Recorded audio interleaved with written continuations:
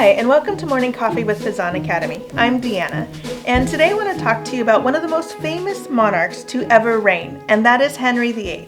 He was born in 1491 and reigned for 36 years, from 1509 to 1547. Now, when we think about Henry VIII, we often think about the 6 wives that he had and how they came to a pretty brutal end. We don't think about how when he was a kid he was called Copper Nose, or he was the first monarch to be called Your Majesty. He was even a songwriter. And what I find really remarkable about him is that he was quite the romantic. Now, when we think about his relationships, we think about how they came to an end.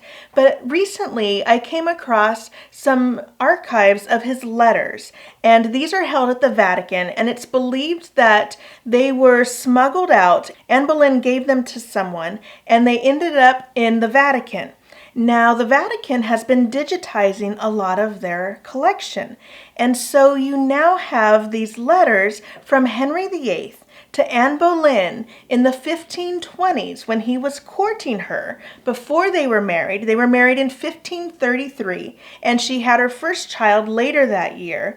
Queen Elizabeth I was their first daughter. So the two of them met because while Henry VIII was married to Catherine of Aragon, he had several affairs. Now, she was older, and she was betrothed to him when he was a teenager to link Spain and England together. Now, when his father died, the two were married, and they were married for 23 years. But during their marriage, as often would happen during this time period, the monarch would have affairs. And so he had an affair with Anne Boleyn's sister, Mary.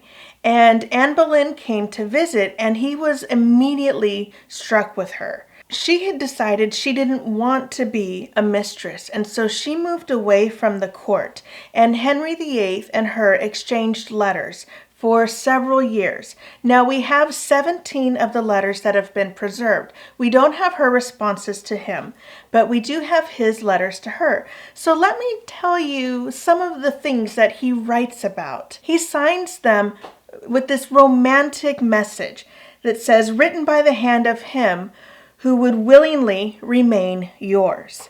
Now, most of the letters and the correspondence during his reign would have been written by his secretary or someone in the higher realms of the court. But he wrote in his own hand to Anne Boleyn. And what's interesting when you look at these archives from the Vatican is that you can see little hearts that have been inscribed in the letters. You can see ink blots that perhaps maybe he paused. There's different types of handwriting throughout the letters. And so when you look at these letters, which were written in French, and compare them to an English translation, it's fascinating to see where he may have been writing faster, or he stops to pause, or he's not sure, and so his handwriting changes a little bit, just like when you're writing a letter and you're trying to gather your thoughts. So I want to read you a few lines to just show you how beautiful and romantic these letters were. And so I'll read some of the earlier ones from around 1527. Now, the letters are undated, but they've been dated according to some of the things he writes about. For instance, there was a sickness that occurred and spread with fevers and chills, and he writes about that and how he's worrying about Anne Boleyn at this time because she's living away from him. Now, one little thing that's interesting is that he provides housing for her, but she goes and finds her own housing. She was very independent, and he talks about this fear that he has about her getting sick. So I want to read the opening of the first letter we have. This is the earliest letter. It says, "In turning over in my mind the contents of your last letters, I have put myself into a great agony, not knowing how to interpret them, whether to my disadvantage, as you show in some places, or to my advantage, as I understand them in some others." So this is the King of England who is showing that he is really upset because he can't understand if she's interested or not. It's fascinating to see him in this quandary and sort of this vulnerable position, and he's one of the most powerful rulers that we think about from history. In the 9th letter, towards the end, he writes, "No more at present, from lack of time, but that I wish you in my arms, that I might a little dispel your unreasonable thoughts."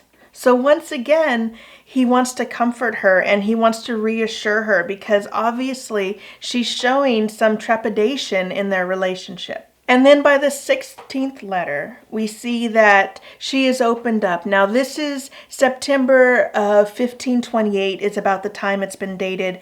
And the earliest letter we have is from earlier in 1527. So it's been going back and forth for quite some time.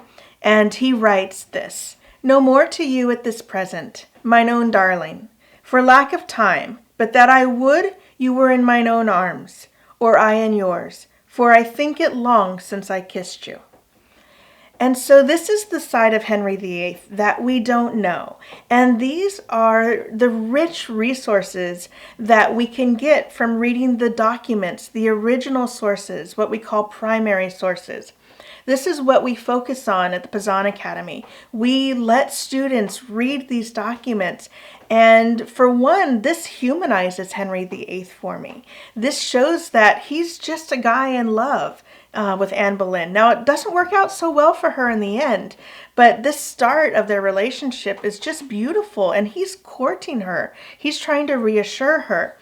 Primary sources give us this insight, whether it's letters or diaries or even court documents. We get so much more information than if we read a history book that just kind of summarizes or read one person's modern interpretation. By going back to these sources, we're able to understand that time period in the context and what these people were feeling and thinking and what they knew and what the world around them was really like. It's fascinating. I hope you explore what we have to offer in our middle school and high school curriculum where we focus on these primary source documents to tell an amazing story of the past and about literature. We'll put a link to the Vatican website where you can see these letters that were penned in Henry VIII's own hand, as well as English translations.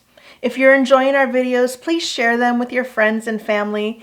Hit that notification bell, like them. We also have links to our other social media where daily we share facts about history and literature and things from primary sources as well. Have a great day. I'm off to go explore some more sources for our curriculum.